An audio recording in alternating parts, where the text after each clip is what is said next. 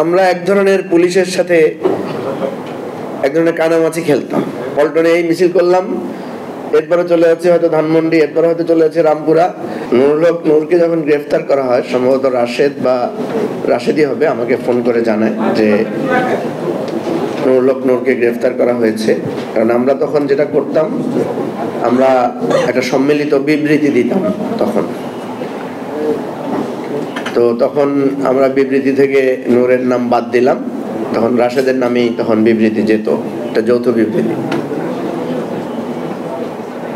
নুরুল হক নূরকে গ্রেফতার করার পর নূর ভিতর থেকে আমাকে মেসেজ পাঠিয়েছে যে মঞ্জু ভাই যাতে সরে যায়, কারণ হয়তো তাকে যে রিমান্ডে নেওয়া হয়েছে, তাকে যে জিজ্ঞাসাবাদ করা হয়েছে, সেখানে আমাদের নাম বা আমাদের বিষয়গুলো জিজ্ঞাসা করা হয়েছে। সেজন্য নূরের সাথে আমার যখন দেখা হয়েছিল, তখন বলেছিল আপনি সরলেন না কেন, আপনি ধরা পড়লেন কিভাবে? আসলে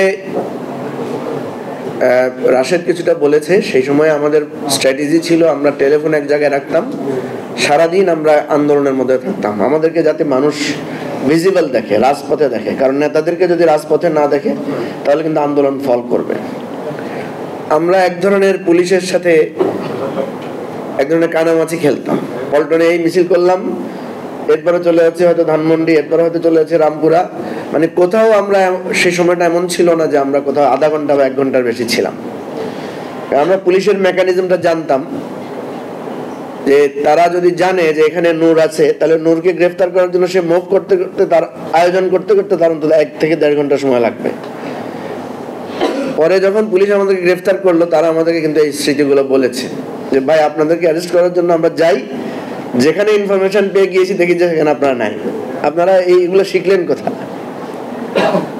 আমরা তো 90-এর গণ অভ্যুত্থান থেকে শুরু করে সারা এই 17 বছর 15 বছর আমরা আন্দোলন এভাবেই তো আমাদেরকে চালাতে হয়েছে, করতে হয়েছে। কতবার আমাদের এই ধরনের ঘর ছেড়ে নানা কৌশলে এই আন্দোলন করতে হয়েছে।